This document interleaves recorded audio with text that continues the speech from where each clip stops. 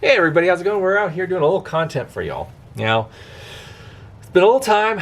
I've been bad at making prompt content on my usual days, but oh well. I uploaded a week-old video last night, so hopefully you enjoyed that. Anyways, since it's been a week since I did it, here's the Rayo 65 since I did the last video that you probably just watched. The patina is great on this thing. It has a little surface rust still, but I just love it. I just love the way it looks. There are holes that have revealed themselves in the bottom of the fount that I will have to fix. And you probably hear that slosh, yeah, the little loose rust moving around in there. So I got to fix that before I can fix the rust in the fount so I can soak it. But anyhow, we have the old Dietz square lift tubular burning. And this thing was burning really dirty. I thought the air tubes were clean. Come to find out they weren't. I've tried a lot of different tricks. Air pressure, like high pressure air, 60 psi, high water pressure, run the hose through it and blew it all out, but it still was burning bad. So one of my buddies said, hey, roller bearings. Tried that out in the air tubes. Just poured a bunch of roller bearings in there and sealed off the draft tube and the lower tubes and just shook it all around, and that really helped it out. It's burning much better now. So you might be saying, what happened to that lantern surprise? You had a lantern surprise. I want to see this lantern that you were talking about that you wouldn't tell us about. All right. Well, little backstory. Back in 2001, I lived in Canada. That's right. Many of you don't know this, but I lived in Canada for a couple of years. And I did serve a mission for the Latter-day Saints. A 2-year mission, as most young men do in that culture. I lived in Manitoba, Saskatchewan, and also parts of Ontario. So that was a very interesting and good experience. It helped me learn a lot of things about how to deal with people and got outside of my comfort zone. I'm not exactly a practicing member of the church any longer. I do have a faith still, of course, but it's changed over the years, and I still respect those who are members of that church, and I still respect the church to a great degree. But anyways, I thought it would be nice to have a lantern from Canada. And I am friends, well, internet friends so far with Mr. Drew Goff, who is a lantern collector, and specifically Canadian lanterns. Well, he lives in Canada, so that makes perfect sense. But I can't blame him because they are amazing lanterns. Canada produced amazing pieces, really cool. And the manufacturers that existed in Canada, such as Kemp and Banner and whatnot, and yeah, they made really cool designs, really fancy flourishes and stamping and all the bells and whistles that you really want in a kerosene tubular lantern. So I says, hey, at some point, if you have a nice big cold blast, maybe a Kemp or a Banner or something like that, that'd be really cool.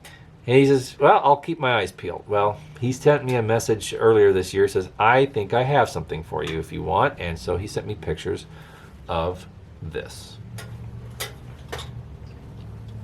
It's a Kemp. Kemp Manufacturing Company of Toronto, Ontario. So this thing is just gorgeous. It has a lot of great potential. It's very clean. And it needs very minor things to be working. It has all the bells and whistles. I love the accordion air tubes corners here. These are great. I've wanted a lantern with that detail for a while now. And look at the fount. The skirt of this fount, it's stepped. Is that great? That's so fun. That's awesome. It's just so cool. Great details. And then you might be saying, how do you lift the globe on this? Well, I didn't know until just recently because, I was trying to figure it out. So I had to bug Drew. I think I did too. Anyways, you pull down on the globe, not the globe, but you pull down on the bail. And that's it. The bail actually holds up the globe. Is that pretty cool, huh?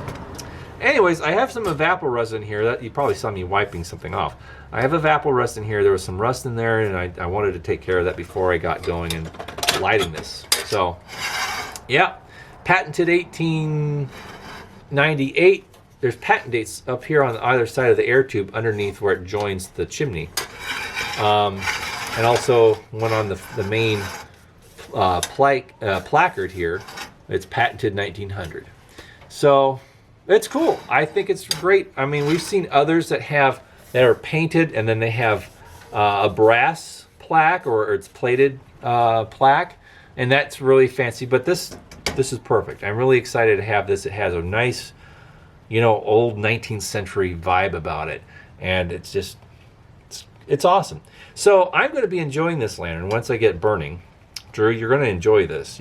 I'm sure you know of the show. It was very popular in Canada. And that would be Gold Trails and Ghost Towns with Bill Barley and Mike Roberts. And I've been enjoying that show. It's on YouTube, and I've been watching it late at night and learning about the gold rush up in the Klondike and through British Columbia and whatnot, in different parts of the bordering towns to the U.S.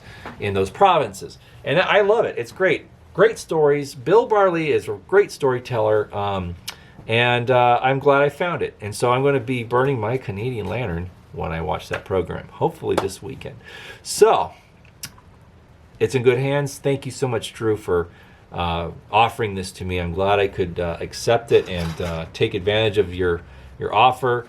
I didn't receive this as a gift. I did have to pay something for it, which is great. It's fine because it was a very fair price. He gave me a great price, and I'm not going to really talk about that. It's not my place to say. But anyways, he's happy and I'm happy, and that's all that matters. I've became friends with Drew through our Flickr accounts and sharing pictures of lanterns in lantern groups on Flickr, and then sent him a friend request through Facebook when I saw that he was on Facebook. So it's awesome. Thank you so much. Drew has a really cool website. I'm going to have to get the link and put it down in the description so you can check out his Canadian Lantern Museum online. He's got amazing stuff.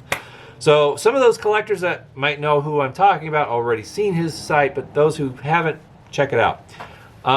So that's the big surprise, the big unveiling.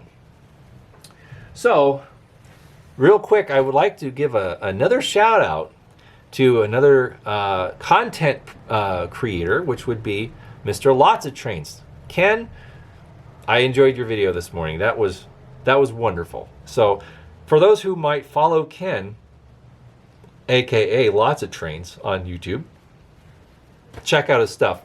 He made a great video, and I think you're going to enjoy it. Looks like this thing's getting a little thirsty, and that's time to sign off for now. So thanks so much, everybody, for continuing to subscribe and follow my content, and I really appreciate it. And sorry, no April Fool's jokes here from the Time Cave. Just doing a lot of catch-up work and, little info for those out there. Cool. We'll be making more videos here soon. Sooner than later. I won't be as,